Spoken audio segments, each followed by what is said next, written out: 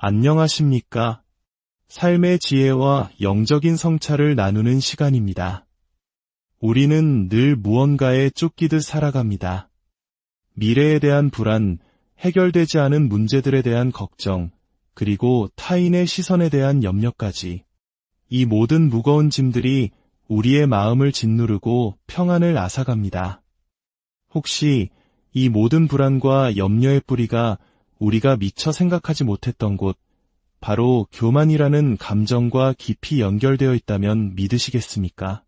오늘은 성경 베드로전서 5장의 말씀을 통해 겸손과 불안의 놀라운 관계를 탐구하고 어떻게 진정한 겸손이 우리를 염려 없는 삶으로 인도하는지 그 비밀을 함께 나누고자 합니다. 이 깊은 묵상으로 들어가기 앞서 잠시 여러분의 도움이 필요합니다. 만약 오늘 이 말씀이 여러분의 마음에 울림을 준다면 좋아요와 공유를 통해 이 은혜를 주변에 나누어 주십시오. 여러분의 나눔은 하나님의 빛을 더 널리 퍼뜨리는 귀한 도구가 될 것입니다. 또한 채널을 구독하시면 앞으로도 믿음을 굳건히 세워나갈 귀한 말씀들을 계속해서 만나보실 수 있습니다. 이 채널을 통해 여러분의 삶에 하나님의 평안과 축복이 가득하기를 기도합니다. 자, 그럼 이제 마음을 열고 하나님의 말씀에 귀 기울여 보겠습니다. 우리가 할 수 있는 가장 겸손한 행동은 무엇일까요? 그것은 바로 이렇게 고백하는 것입니다. 하나님, 당신께서 저를 돌보신다는 약속을 저는 믿습니다. 하나님께서 낮은 자를 높이시고 교만한 자를 물리치신다는 것을 믿습니다.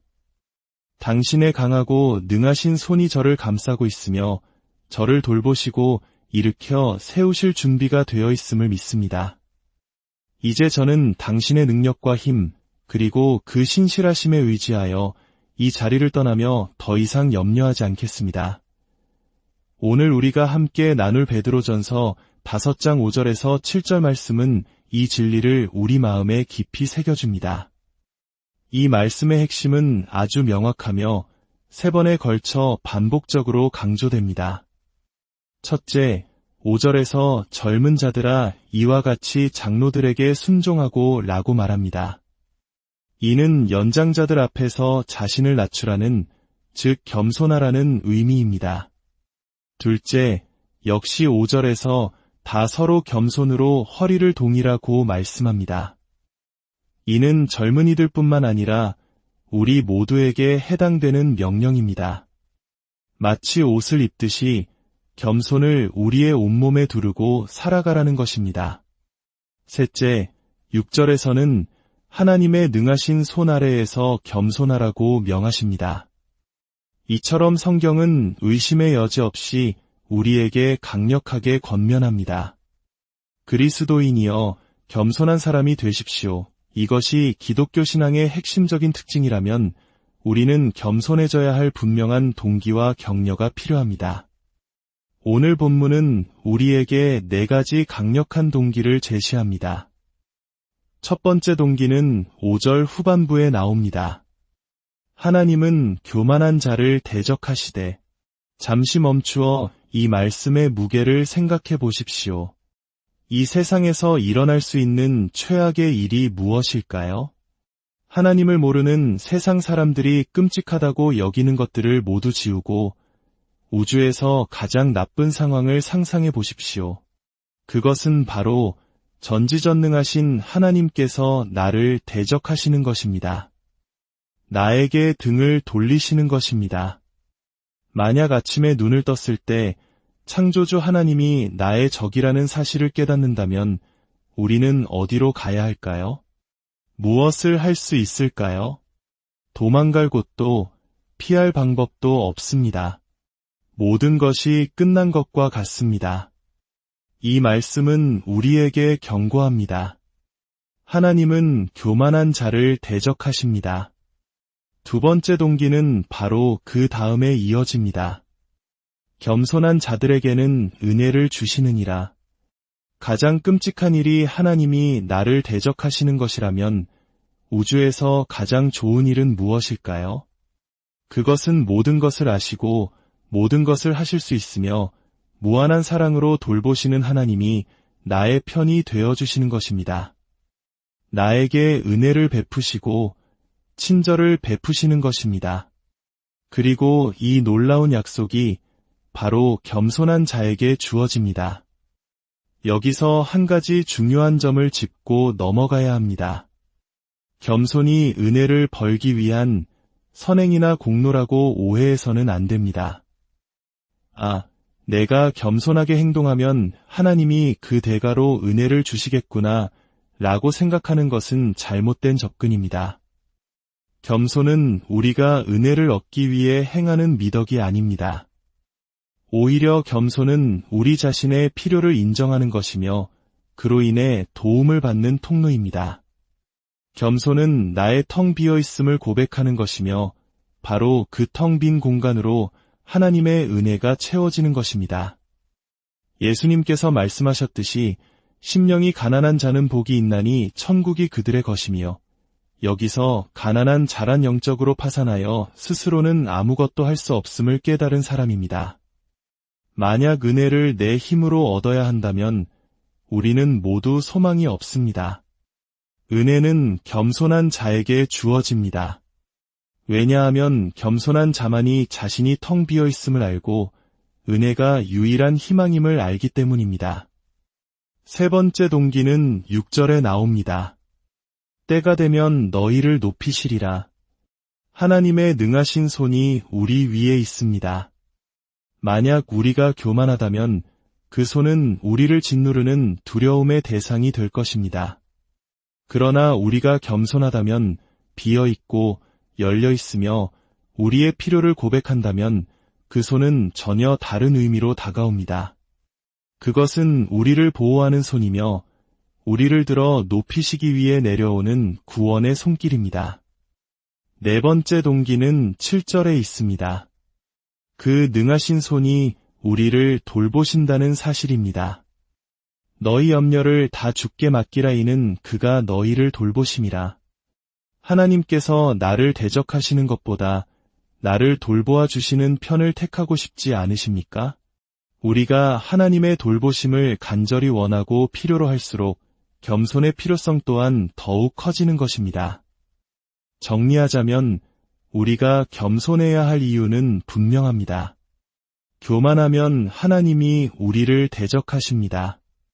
그러나 겸손하면 하나님은 우리에게 은혜를 주시고 우리를 높이시며 우리를 친히 돌보아 주십니다. 이 말씀의 메시지는 단순하고 명확합니다. 하나님 앞에서 그리고 서로를 향해 겸손한 백성이 됩시다. 그리고 그분의 돌보심과 높이심, 은혜의 약속이 우리를 교만에서 돌이켜 그분의 품 안으로 나아가게 하는 동력이 되게 합시다. 그렇다면 이제 두 가지 중요한 질문을 던져보겠습니다. 첫째, 교만이란 정확히 무엇이며 그 반대인 겸손은 무엇일까요?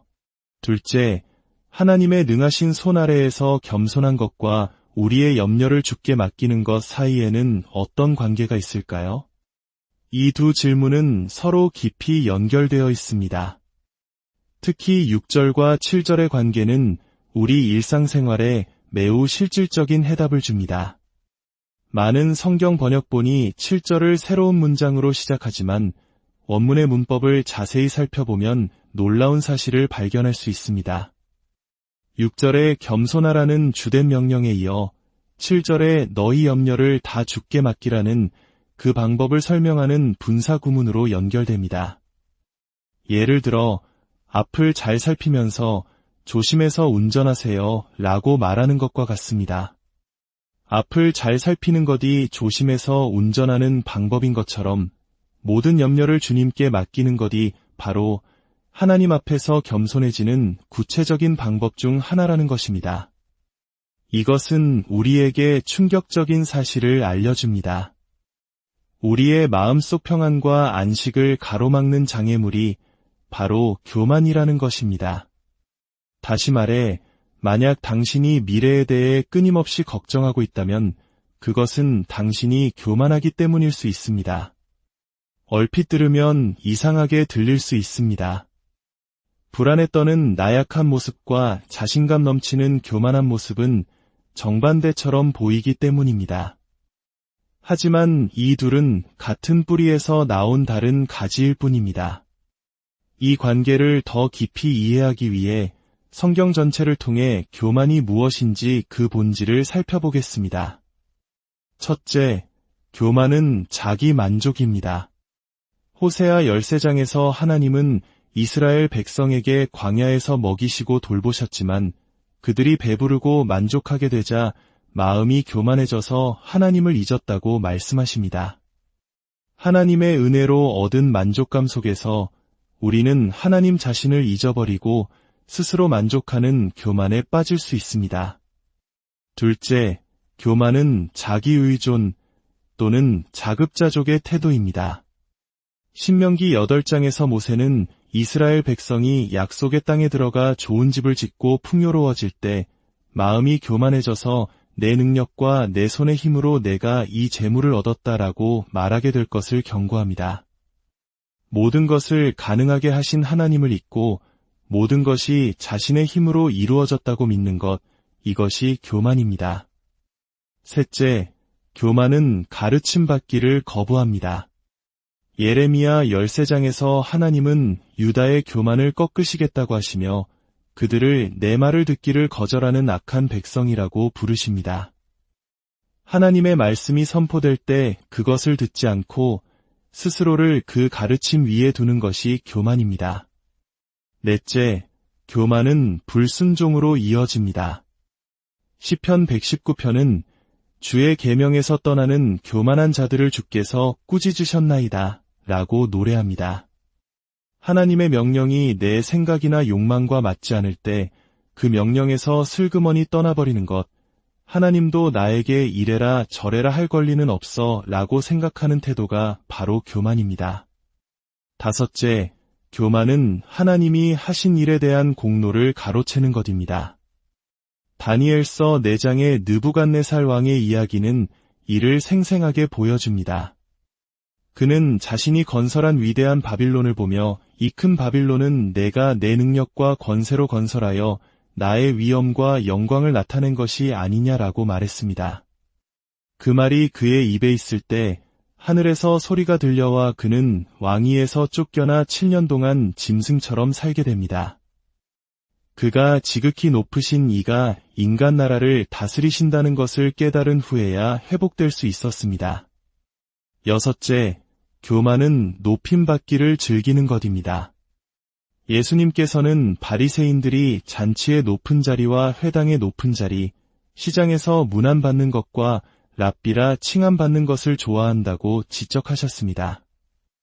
다른 사람들에게 인정받고 칭송받는 것에서 기쁨을 찾는 마음이 교만입니다. 일곱째, 교만은 하나님의 자리를 넘보는 것입니다. 사도행전 12장에서 헤롯 왕이 화려한 옷을 입고 연설하자 백성들이 이것은 신의 소리요 사람의 소리가 아니라고 외쳤습니다.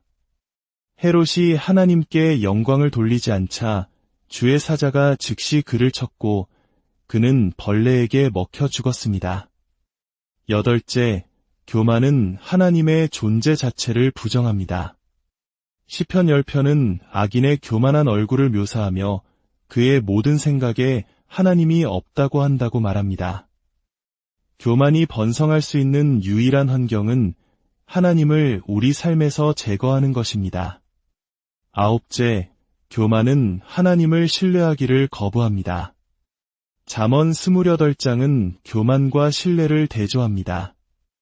욕심이 많은 자는 다툼을 일으키나 주를 의지하는 자는 풍족하게 되느니라. 신뢰는 본질적으로 겸손한 행위입니다. 내 안에는 필요한 것이 없습니다. 나는 다른 누군가가 나를 채워주실 것을 믿어야 합니다. 라고 고백하는 것이기 때문입니다. 내 힘으로 나를 구원하거나 내 가족을 이끌거나 거룩한 삶을 살 수 없음을 인정하고 하나님을 바라보는 것. 교만은 결코 이렇게 할 수 없습니다.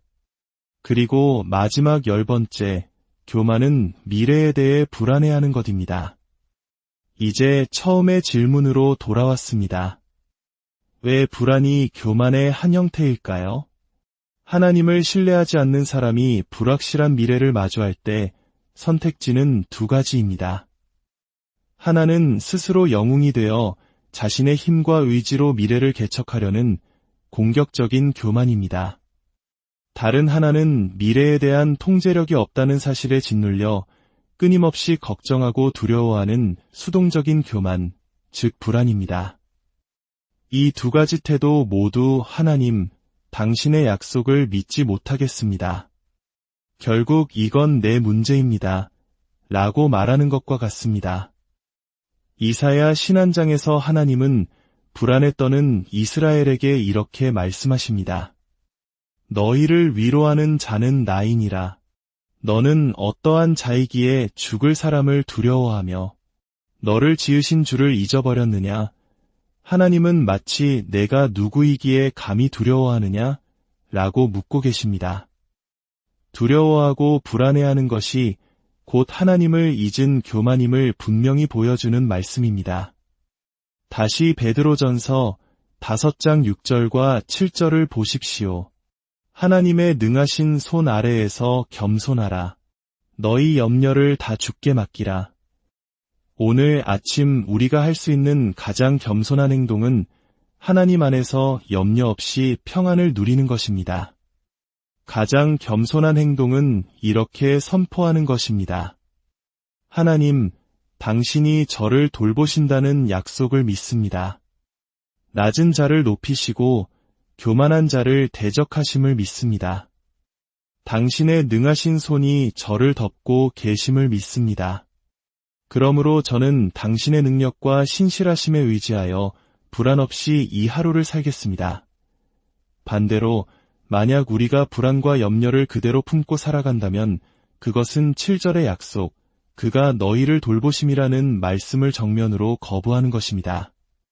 하나님의 말씀을 믿을 수 없다고 말하는 것과 같으며 그것이야말로 가장 교만한 태도입니다. 사랑하는 성도 여러분, 이번 한 주 이 영적인 싸움을 함께 싸워나갑시다. 아침에 눈을 떴을 때 마음의 불안의 그림자가 드리워질 때마다 자기 자신에게 이렇게 선포하십시오.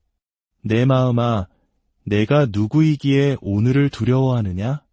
내가 누구이기에 살아계신 하나님의 말씀을 거짓인 것처럼 여기며 그분을 신뢰하지 못하느냐? 베드로전서 5장 7절의 약속을 암송하십시오. 그가 너희를 돌보심이라. 우리의 모든 염려를 그분께 던져버립시다. 주님은 우리의 짐을 대신 지기를 기뻐하십니다. 하나님의 약속을 지키지 않는 분이라고 말하는 교만한 자가 되지 맙시다. 대신 그분의 능하신 손 아래 스스로를 낮추고 매일 그 진리의 말씀을 우리 자신에게 설교합시다. 함께 기도하겠습니다. 주님, 이 말씀이 단순히 지식에 머무는 것이 아니라 우리의 삶 속에서 실제가 되게 하여 주옵소서. 믿음을 통해 우리의 모든 불안을 거두어 주시고 믿음이 없거나 연약한 마음 속에 지금 이 순간 강한 믿음을 창조하여 주옵소서. 우리 모두가 당신의 놀랍고 능하시며 돌보시고 높이시는 그 손길에 온전히 의지하게 하옵소서. 우리 주 예수 그리스도의 이름으로 기도합니다.